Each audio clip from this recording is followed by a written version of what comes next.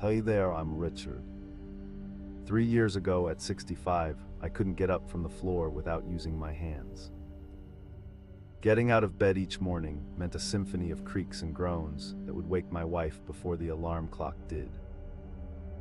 I'd watch my grandkids play in the yard and think, those days are behind me now, the worst part.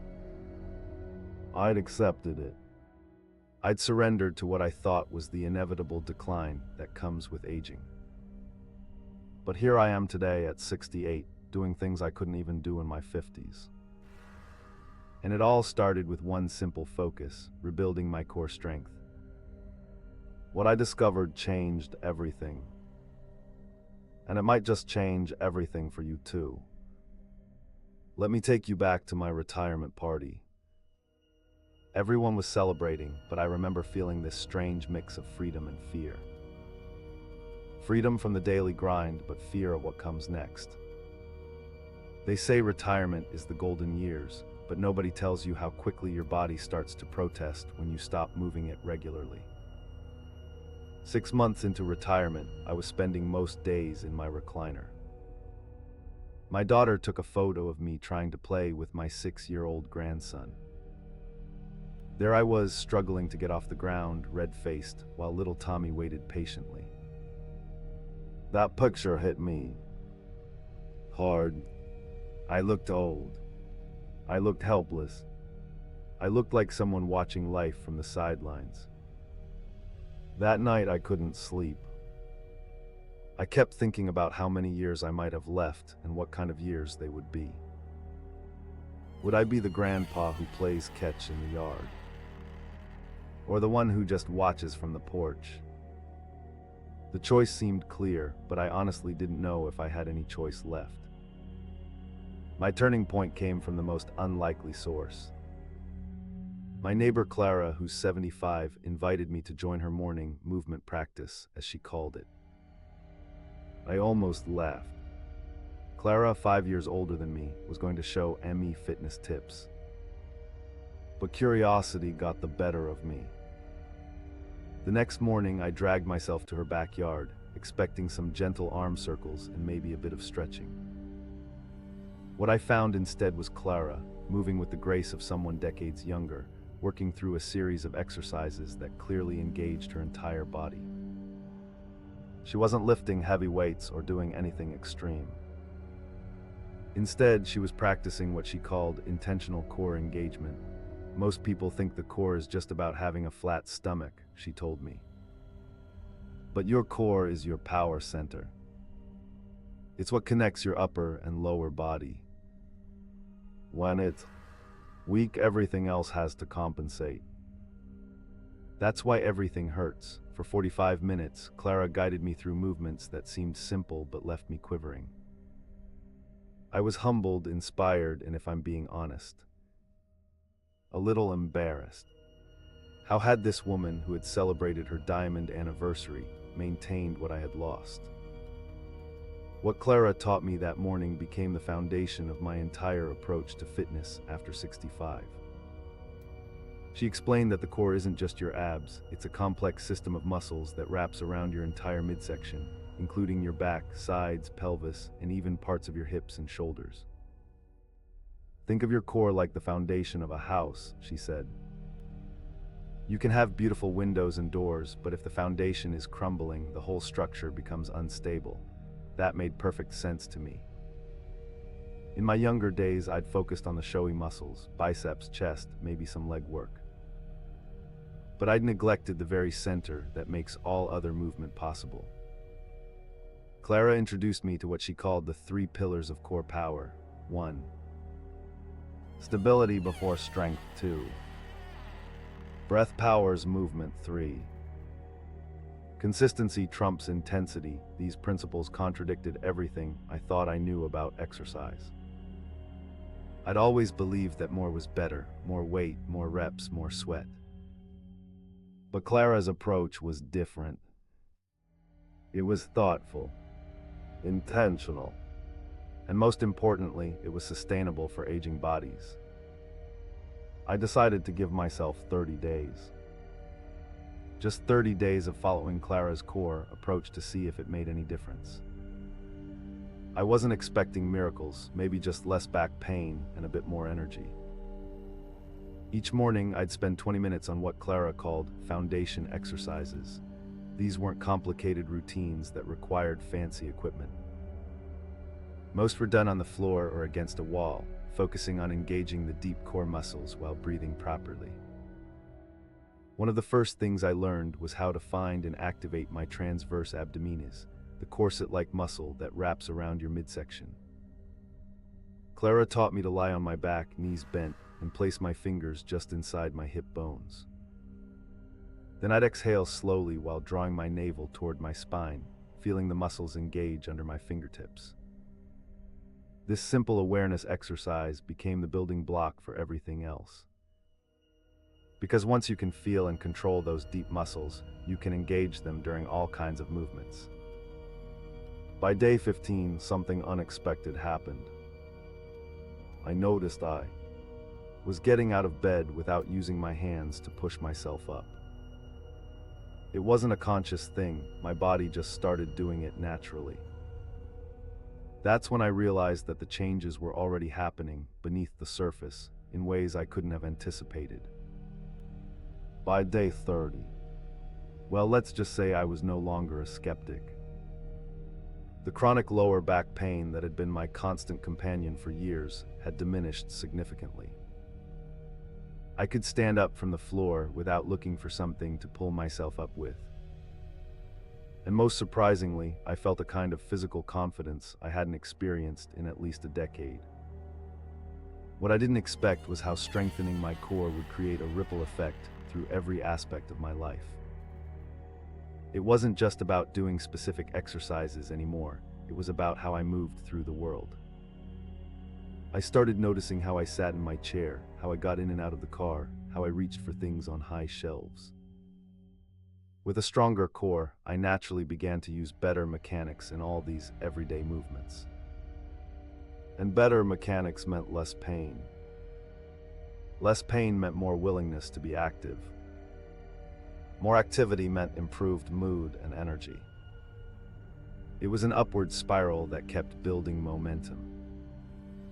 4 months after starting my core journey, my daughter took another photo.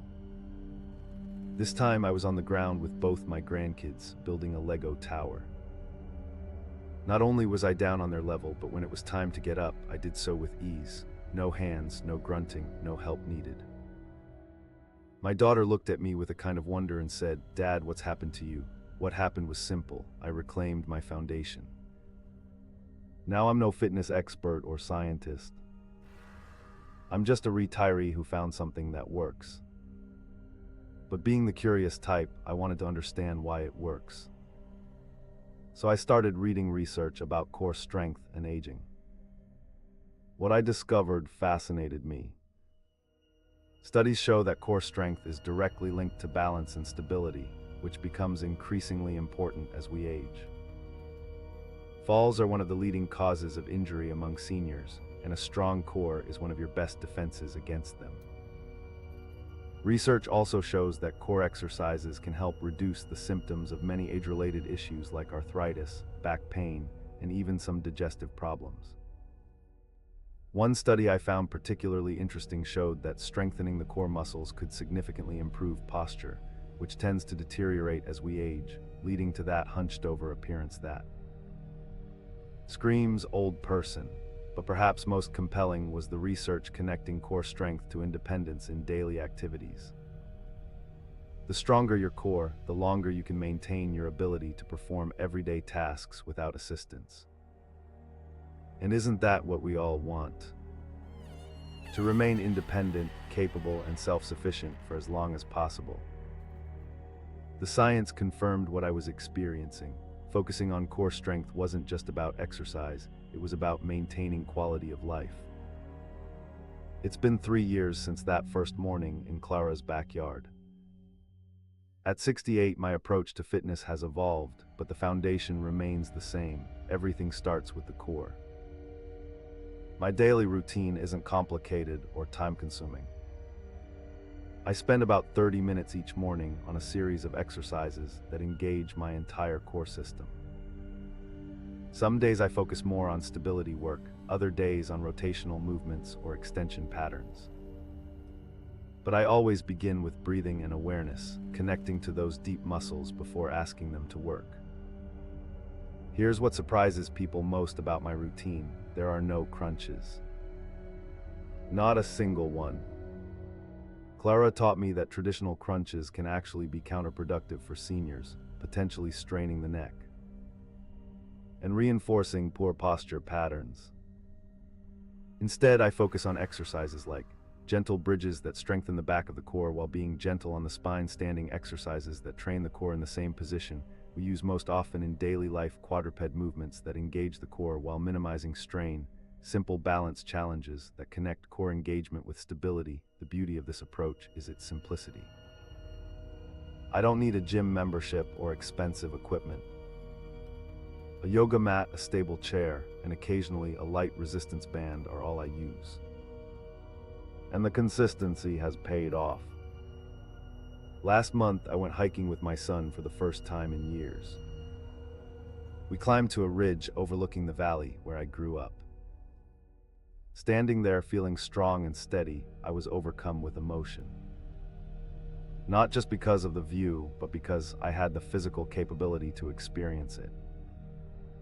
3 years ago, that hike would have been impossible for me. That's what core strength has given me: possibilities. Now I don't want to paint an unrealistically rosy picture. This journey hasn't been without challenges. There have been days when motivation was low, when progress seemed to stall, or when old injuries flared up. About a year into my practice, I experienced a setback that tested my resolve. I slipped on some ice while getting the mail and strained my lower back. The pain was intense, and for a moment, I feared I'd undone all my progress. But here's where my core training really proved its worth. Because I'd built that foundation of strength, my recovery was remarkably faster than previous injuries.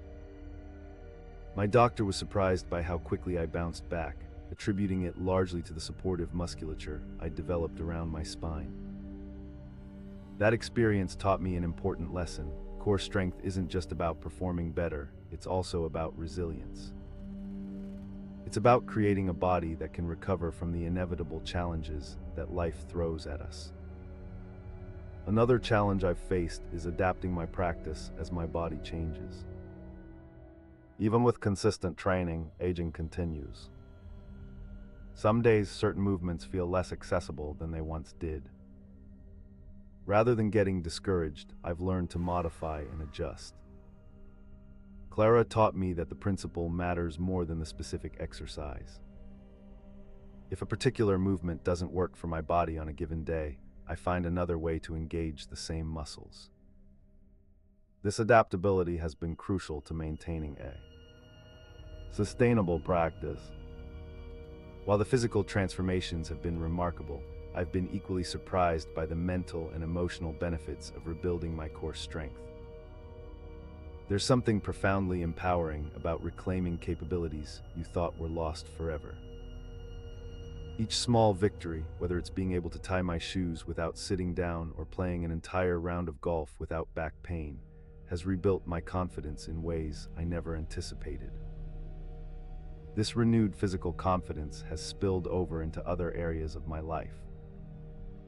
I'm more willing to try new things, to put myself in unfamiliar situations, to take on challenges that would have intimidated me a few years ago.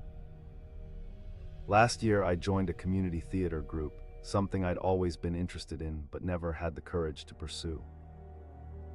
The physical demands of rehearsals and performances would have been impossible for the old me, but now I can fully participate. In fact, I just landed my first leading role in our upcoming production. There's also a meditative quality to core work that I've come to cherish. The focus on breath, the mind-body connection, the present moment awareness, these aspects of my practice have become a form of moving meditation that calms my mind and centers my thoughts. I sleep better.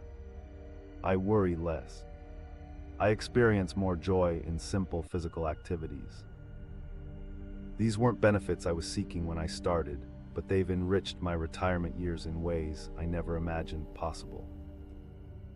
About a year into my core strength journey, I started noticing friends and acquaintances commenting on the changes they saw in me.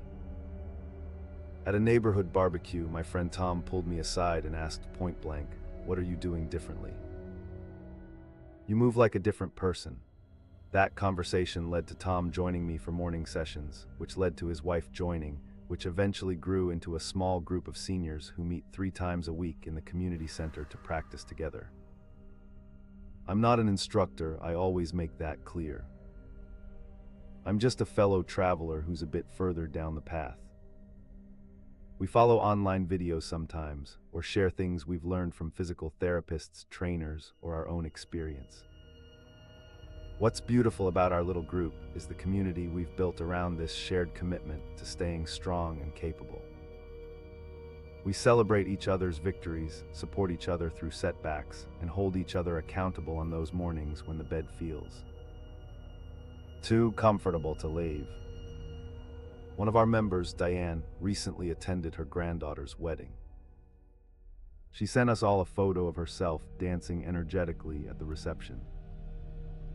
"3 months ago, I couldn't have done this," she wrote. "Thank you for showing me what's possible. Moments like that remind me that strength isn't just a personal asset, it's something we can share with others. By reclaiming my own physical power, I've somehow helped others discover theirs.